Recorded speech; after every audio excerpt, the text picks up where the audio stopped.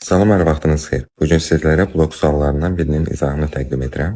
Sualın şərtində qeyd edir. Cümlədə işlənmiş təsriflənməyən feillə bağlı səhvləri müəyyənləşdirin. Ağsaqqal sözünü dinləmədən işə başlamaq. Təsriflənməyən feilimiz dinləmədən feili bağlamadır. 1.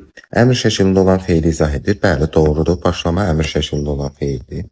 Quruluşuna görə düzəltmədir. Xeyr, səhvdir. Sözün kökü dinlədir. Çünki din ilə dinlə arasında heç bir məna yaxınlığı olmadığına görə sözün kökü elə dinlədir.